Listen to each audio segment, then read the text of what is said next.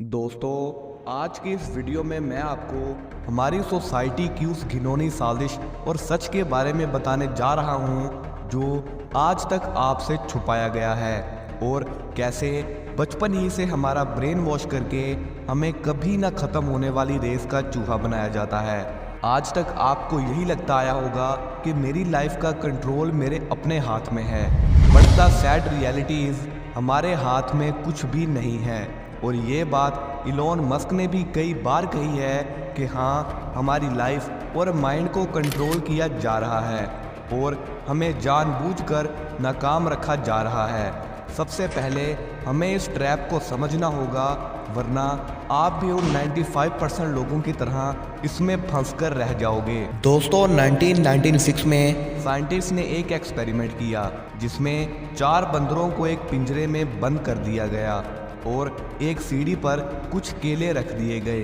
एक बंदर भागते हुए उस सीढ़ी पर चढ़ा तो साइंटिस्ट ने बाकी सब बंदरों पर ठंडे पानी की बारिश शुरू कर दी।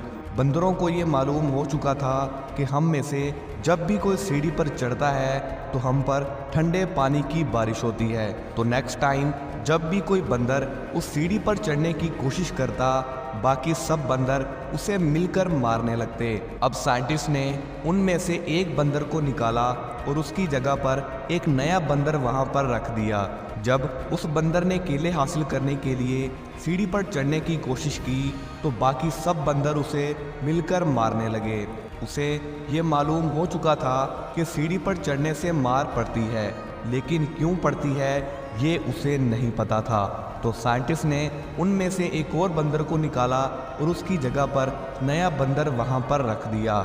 जब उसने सीढ़ी पर चढ़ने की कोशिश की तो बाकी सब बंदरों ने उसे मारना शुरू कर दिया, हत्ता कि उस बंदर ने भी, जिस पर कभी ठंडे पानी की बारिश हुई ही नहीं थी। अब बाकी बंदरों को भी आहिस्ता आहिस्ता रिप्लेस कर दिया गया और जब उनमें से कोई भी सीढ़ी पर चढ़ने की कोशिश करता तो बाकी सब मिलकर उसे मारने लगते। अब उनके दिमाग में ये बात बैठ चुकी थी कि सीढ़ी पर चढ़ने से मार पड़ती है। अब वहाँ एक भी ऐसा बंदर नहीं था कि जिस पर कभी ठंडे पानी की बारिश हुई हो। एक बंदर ने सबसे पूछा कि ऐसा क्यों है, तो उन्होंने जवाब दिया कि यहाँ ऐसा ही होता आया है। दोस्तों, इस कहानी में हमारे लिए बहुत ही बड़ी सीख है। आज के दौर में 95% लोग बिना कुछ सोचे समझे भेड़ बकरियों की तरह एक दूसरे के पीछे चलते जा रहे हैं और किसी को ये मालूम नहीं कि उसे जाना कहाँ है। मैं बात कर रहा हूँ उस रेस की जिसे रिच डैड पुअर डैड के author Robert Kiyosaki rat race कहते हैं। इलॉन मस्क और social media influencer Andrew Tate इसे कहते हैं मैट्रिक्स। तो अब सवाल ये है कि आखिर ये रैट रेस और मैट्रिक्स है क्या? दोस्तों, रैट रेस में फंसाने की शुरुआत हमारे बचपन से ही हो जाती है, जहां हमें बाकी सब बच्चों की तरह ही वही रट्टी रटाई स्पीच सुनाई जाती है कि बेटा, कामयाब होने के लिए हर एग्ज़ाम में A+ ग्रेड लाओ और अच्छी सी डिग्री हासिल करो ताकि तुम्हें एक 50 से 60 हज़ार वाली नौकरी मिल जाए और तुम अपनी लाइफ में सेटल हो जाओ। और मैक्सिमम लोग यही करते हैं। वो लोग सुबह से शाम तक बहुत ज़्यादा मेहनत करते हैं सिर्फ़ और सिर्फ अपने बॉस को खुश करने के लिए, ताकि वो उन्हें जॉब से ना निकाले। उनकी पूरी लाइफ का कंट्रोल उसके बॉस के हाथ में होता है। वो जैसे चाहे उसे कंट्रोल कर सकता है और इन सब का मकसद सिर्फ यही होता है कि वो अपनी ज़िंदगी को बेहतर तरीके से गुजार सके और पैसा, खुशियाँ और ज़हनी सुकून हासिल कर सके। लेकिन वो कभी भी इस मकसद में कामयाब नहीं हो पाता और यही है रियल रैट रेस और मैट्रिक्स। अगर आज आप इस जाल से ना निकले तो आखिरी सांस तक आपको पसीना बहाना पड़ेगा, सिर्फ और सिर्फ सरवाइव करने के लिए। अगर आप इससे निकलना चाहते हो तो आपको पहले बहुत मजबूत बनना होगा, क्योंकि ये इतना भी आसान नहीं है। अब हम समझते हैं कि इससे निकला कैसे जाए। इससे निकलने के लिए आपको ये 2 चीज़ें करनी होंगी। Number 1, learn what school doesn't teach you. जो चीज़ हमारा सबसे बड़ा हथियार होना चाहिए था, वही आज हमें बर्बाद कर रहा है। वो है हमारा एजुकेशन सिस्टम। मैं एजुकेशन के खिलाफ बिल्कुल भी नहीं हूँ।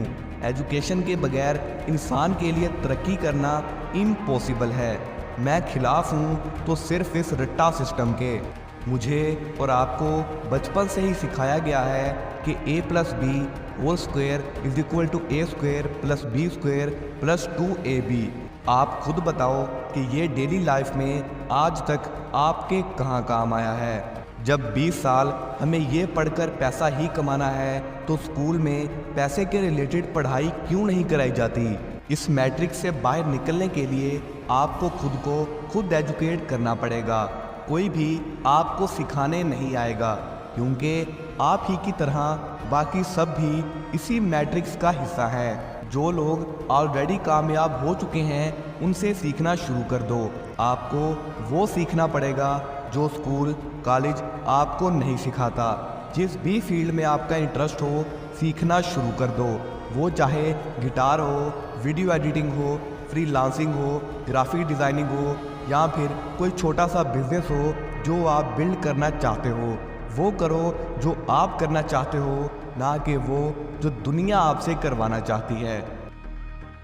इस सिस्टम से निकलने के लिए आपको अपना ग्रोथ माइंडसेट डेवलप करना होगा और वो काम करने होंगे जो 95% लोग नहीं कर रहे। खुद से क्वेश्चन करो कि मैं जो कर रहा हूँ वो क्यों कर रहा हूँ, मुझे इसका आगे चलकर क्या रिटर्न मिलेगा। जब आप इस नज़रिए से सोचना शुरू कर दोगे, आपको सारी गेम की समझ आने लगेगी कि कैसे बचपन में आपका ब्रेन वॉश किया गया है।